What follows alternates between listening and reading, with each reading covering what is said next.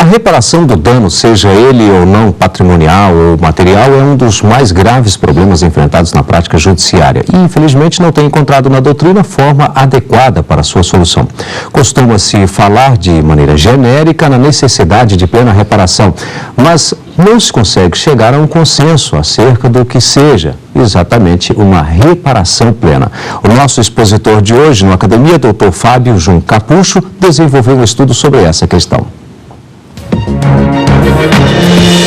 Responsabilidade objetiva e dimensionamento da indenização, recurso à equidade. Tese apresentada como requisito para obtenção do título de doutor em Direito pelo Programa de Pós-Graduação da Faculdade de Direito da Universidade de São Paulo. O estudo é de Fábio Jun Capucho. Os convidados para debater este trabalho são José Augusto Lira, professor de Direito Civil, e Leonardo Henks Thompson Flores, advogado especialista em Direito Civil. Doutor Leonardo, muito obrigado. Doutor José Augusto também, muito obrigado pela presença aqui na Academia de hoje. E, claro, ao Fábio também, nossos agradecimentos por trazer aqui seu trabalho para ser debatido. Aliás, vamos inclusive acompanhar um resumo deste estudo. O objetivo do estudo foi identificar um critério que servisse no regime da responsabilidade civil objetiva para amenizar o princípio da reparação integral, dissociando da equivalência entre dano e indenização. Neste sentido, defende-se o método em que predomina a avaliação das circunstâncias do caso concreto e que tem a equidade como fundamento dos critérios materiais a serem utilizados pelo magistrado para a fixação da indenização devida. Bem, doutor Fábio, vamos falar da metodologia utilizada neste estudo. Bom, eu procurei me concentrar na pesquisa bibliográfica nesse estudo, tentando avaliar o estado da arte, a situação atual em torno desse tema. E o que eu me deparei foi com a falta de uma pesquisa ou de trabalhos de ordem monográfica, livros, a respeito justamente do ponto principal da minha pesquisa, que era a fixação da indenização. Eu encontrei muitas obras a respeito da responsabilidade civil objetiva, do princípio da reparação integral, mas faltava justamente o ponto que me chamava a atenção, que me preocupava, que era como eu vou calcular a indenização numa situação de responsabilidade objetiva. A maior parte dos autores se preocupa, ou se basta, né, se entende suficiente, fazer alusão ao princípio da reparação integral e, com isso, dizer que a indenização deve equivaler ao dano. Eu entendi e defendi nesse meu trabalho que essa abordagem é uma abordagem hoje insuficiente, né, e que, por isso, precisaria ser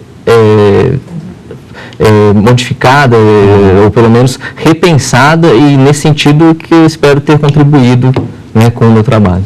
Bom, já que estamos falando em bibliografia, vamos então acompanhar parte da bibliografia utilizada neste estudo. Teoria dos Direitos Fundamentais, Robert Alexi, editora Malheiros. Responsabilidade Civil pelo Risco da Atividade, Cláudio Luiz Bueno de Godoy, editora Saraiva. Novos Paradigmas da Responsabilidade Civil, Anderson Schreiber, editora Atlas. Doutor Fábio, de que forma cada uma dessas obras contribuiu para o seu estudo? Bom, eu acabei selecionando 3 obras dentro de uma biografia mais extensa, muito mais extensa, na verdade, que procurou, em cada uma delas, representar um passo do pensamento, né, que eu desenvolvi. A primeira delas, do Anderson Schreiber, né, sobre novos paradigmas da responsabilidade civil, ele trata de uma maneira até bastante crítica sobre o estado atual da responsabilidade civil, demonstrando que há uma tendência cada vez maior de ampliação das hipóteses de responsabilidade civil, e a crítica justamente está nesse sentido, tanto é que ele tem como subtítulo a ideia de erosão dos filtros de reparação, ou seja, o fato de que cada vez mais nós trabalhamos com menor rigor em torno daquilo que seriam os requisitos para a reparação civil. Então, isso foi uma crítica que eu também endosso, né, no meu trabalho, e que tem a ver com a ideia de por que eu devo pensar ou repensar a fixação da indenização. O segundo livro, do professor Cláudio Bueno de Godoy, ele foi interessante por quê? Porque ele abordou a nova regra do Código Civil, o artigo 927, parágrafo único, que trata da possibilidade de uma responsabilidade civil objetiva, sem culpa, como uma cláusula geral. Então, essa abordagem de uma cláusula geral no Código Civil me pareceu bastante interessante, porque abre espaço para um outro argumento que eu utilizei no meu trabalho, que é a ideia de um regime paritário em relação à responsabilidade objetiva, que foge um pouco da tradição desse regime. Tá certo? E o professor Cláudio demonstrou, através da sua pesquisa, que a nossa solução ela não é exatamente igual a de outros países, né? Embora exista uma influência do Código Civil italiano, do Código Civil português, a solução do Código Civil ela pode ser trabalhada de uma forma diferenciada. E, por fim, a obra do professor Roberto Alexi, ela é uma das mais importantes dentro do chamado pós-positivismo, e foi nessa linha teórica, nesse marco teórico que a tese também se encontra, né? E a gente, na elaboração do trabalho, nós procuramos também apontar outros paradigmas típicos desse modelo pós-positivista, mas principalmente dessa obra, a ideia, né, de que existe uma possibilidade de solução de conflito entre princípios, e a ideia de que essa solução parte da ideia do método da ponderação, e com isso a possibilidade de você aplicar esse mesmo modelo, não necessariamente por conta da colisão de princípios, mas esse modelo de solução através da ponderação também para esse caso concreto que eu estou examinando, que é o da fixação da indenização. Vamos falar do trabalho. Bom, nesse trabalho eu procurei justamente o quê? Enfrentar um problema que eu desenvolvi, que eu identifiquei, que é o fato de que, na maior parte dos casos, a doutrina e também a jurisprudência que a acompanha, ele não se preocupa em, na fixação da indenização, avaliar o caso concreto. Nós passamos a adotar o princípio da reparação integral já há muito tempo, mas na linha evolutiva que nós identificamos não só no Brasil, mas principalmente no Brasil, a partir de uma ideia de proteção da pessoa, nós temos ampliado cada vez mais a ideia de responsabilidade civil e de reparação. Então, essa questão da reparação integral, ela deixou de ser discutida, debatida. O critério é objetivo, ou seja, o dano deve ser, então, a base, a medida da indenização, e com isso não se questionava mais nada. Na verdade, no processo de evolução, de elaboração do Código Civil, houve alguma preocupação. O professor Agostinho Alvim, dentre outros, tratava dessa ideia de que, olha, existem algumas situações concretas em que há uma pequena culpa resultará num grande dano e, portanto, numa grande indenização, e que isso seria injusto. Essa, resumidamente, é a base do pensamento que está por detrás do artigo 944, parágrafo único do Código Civil, em que você tem o quê? A possibilidade de fazer essa comparação, esse cotejo entre a culpa do agente, causador do dano, e o dano final provocado. O que acontece é que esse tipo de raciocínio sobre a possibilidade de redução da indenização, normalmente, quando é aplicado, só é aplicado nas situações de responsabilidade subjetiva. Nas hipóteses de responsabilidade objetiva, você praticamente não encontra, né, esse tipo de discussão. Ou você exclui a responsabilidade objetiva, trabalhando, por exemplo, com o rompimento do nexo causal, ou a reparação ela é fixada integralmente. A meu ver, esse tipo de raciocínio não corresponde mais a uma situação devida na nossa atualidade, na modernidade. Existe uma demanda sobre o quê? Sobre a avaliação dos casos concretos. E, nesse sentido, você tratar objetivamente a reparação integral acaba, na verdade, o quê? Permitindo ignorar o caso concreto, a contribuição do agente, a contribuição da vítima para o dano, e, com isso, passa-se ao largo de algumas situações que eu identifiquei no trabalho, que, por exemplo, a responsabilidade objetiva, ela cabe também diante de atos lícitos. E não apenas de atos lícitos, diante também de atos que seriam, de certa forma, até incentivados pelo próprio direito e pela própria sociedade. Nós estamos falando das atividades empresariais, dos serviços públicos, ou seja, são atividades que podem gerar responsabilidade civil, podem gerar o dever de indenizar, mas que são, na verdade, incentivados pela sociedade, porque são necessários até para o desenvolvimento dessa própria sociedade. Então, nesse sentido, eu já tinha essa percepção de que, peraí, eu preciso né, avaliar as circunstâncias concretas. Quando o Código Civil ele estabelece uma cláusula geral, me surge uma outra indagação, que é justamente o seguinte: a responsabilidade civil objetiva, na sua origem, ela surgiu de um juízo de equidade, tá certo? Se nós formos remontar à França, as primeiras situações em que se aplicou um regime de responsabilidade objetiva voltam à situação de acidentes do trabalho, né, com pesquisas como de Josserand, e nesse caso nós temos o quê? Justamente a consideração de que o empregado ele não poderia suportar o prejuízo de uma atividade arriscada que trazia proveito ao seu empregador.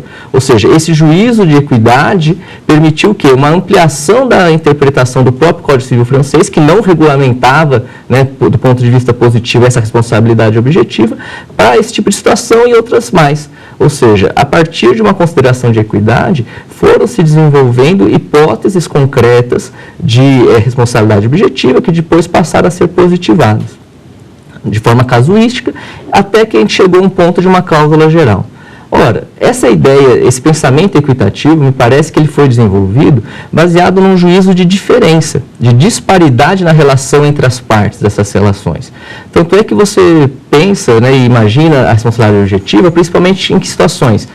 Responsabilidade do Estado, então Estado e cidadão, responsabilidade do fornecedor em relação ao consumidor, responsabilidade do empregador em relação ao empregado.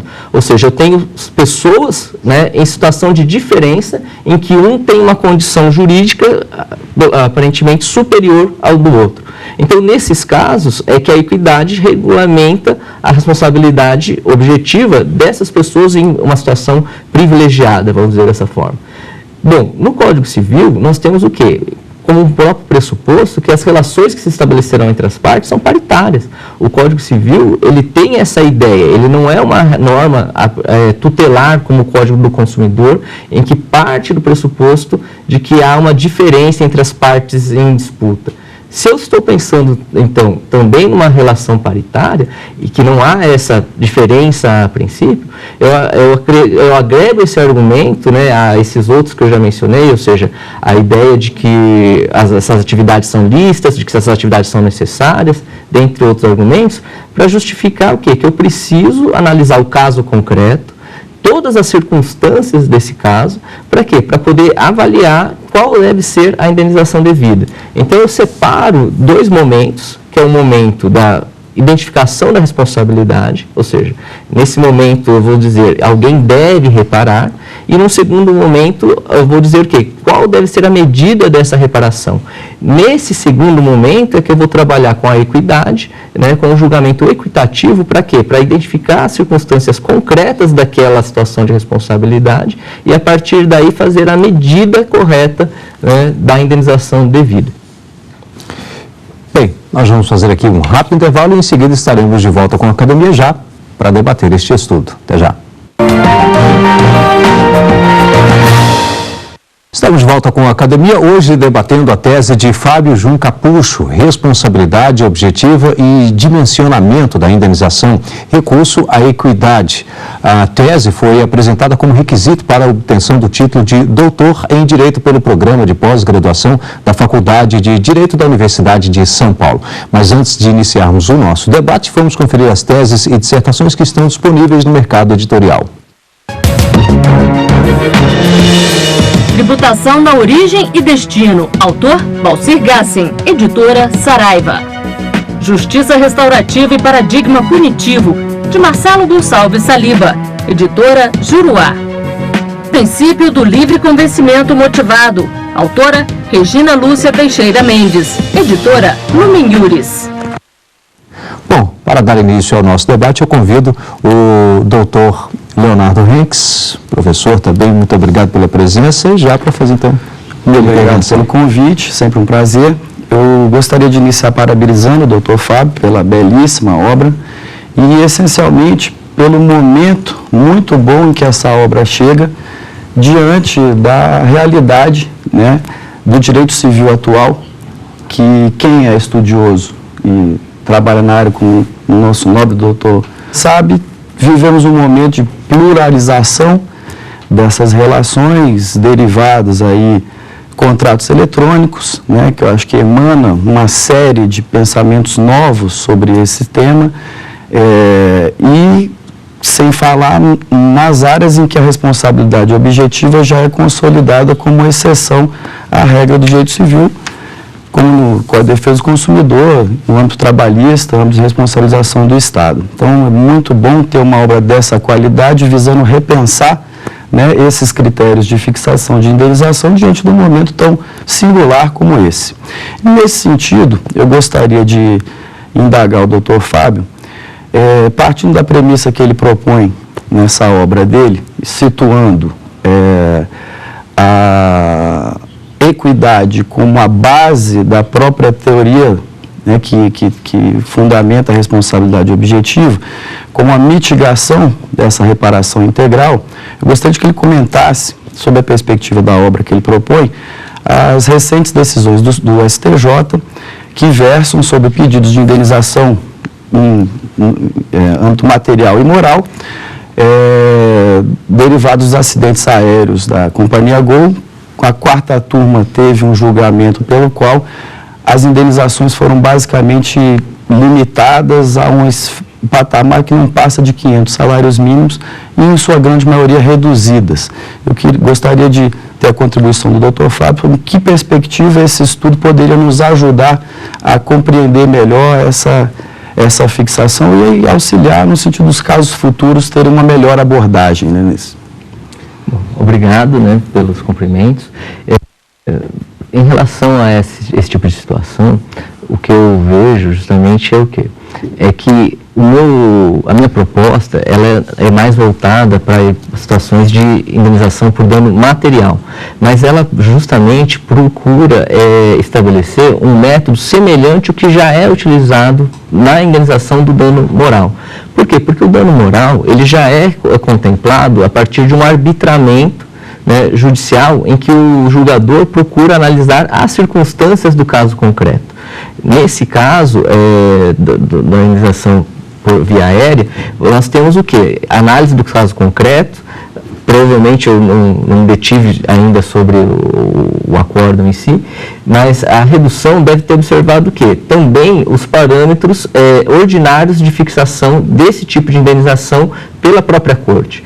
Então, esse tipo de situação também eu levanto como uma resposta a certas objeções que podem surgir em relação ao método de um absoluto subjetivismo. Na verdade, o fato de eu arbitrar judicialmente a indenização, seja ela no dano material, seja ela no dano moral, ela não revela um subjetivismo absoluto. Por quê? Porque justamente nós vivemos o quê? Num conjunto sistêmico, num conjunto organizado de instâncias, inclusive, que procuram o quê? Traduzir aquilo que um determinado juiz pensou, se aquilo pode se tornar ou não uma regra, tá certo? Se ela pode ou não ser amplificada e reproduzida em outras situações semelhantes.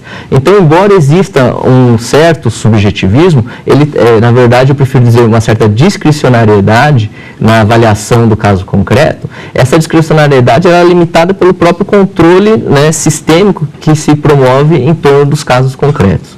Mas esse método, então, que eu venho propondo, ele serve sim a esses casos de indenização. Para quê? Para avaliação do prejuízo, então, material. Nesse caso, eu vou utilizar o quê? De uma série de critérios, como a própria culpabilidade, a causalidade, a contribuição da vítima. Então, se a vítima agiu ou não agiu com culpa, se ela agiu para minorar o dano ou não, ou seja, a situação do agente, ou seja, se ele agiu ou não agiu para evitar esses riscos, ou seja, se ele vinha adotando métodos para reduzir a possibilidade de risco inerente à atividade dele, e por aí vai.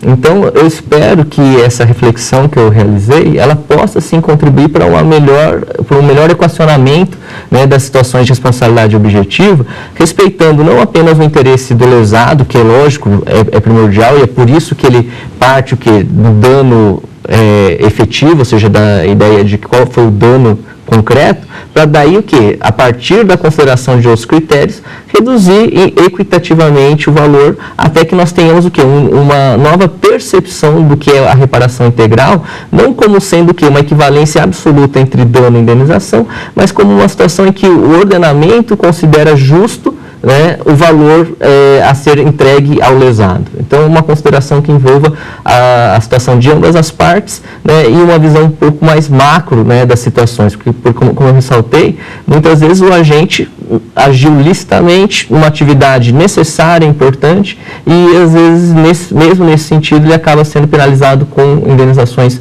penalizado não assim, mas sancionado com indenizações muito elevadas. Professor José Augusto Lira. É um prazer, né, que passo meus cumprimentos e, por extensão, a todos os nossos telespectadores. Meu estimadíssimo Leonardo Henriques Thompson Flores, e de histórias aqui presentes, não só com ele, com a família. Doutor Fábio, quero lhe dizer do prazer pela leitura no trabalho. E lhe digo isso, acho que pela primeira vez nesse programa, né? Não que todos os trabalhos foram maravilhosos, mas esse seu trabalho fala de uma coisa que eu imagino muito, o caminho que o senhor aponta com a figura da equidade. A mim parece que, como o senhor bem coloca ao longo de todo o trabalho, a doutrina, e foi muito bem colocado pelo apresentador, e a própria jurisprudência, ambos ainda não se assentaram nessa situação. Então, há uma propositura no seu trabalho que merece, sinceramente, todos os meus elogios acadêmicos de alguns anos de sala de aula e de estudioso. Eu tenho uma abordagem que eu vou traçar um cenário para o senhor no tocante à equidade, no tocante ao dano material. E eu gostaria que o senhor nos brindasse, aos telespectadores da academia, com os reflexos disto nos direitos de personalidade. Código Civil, mormente, do 11 a 21.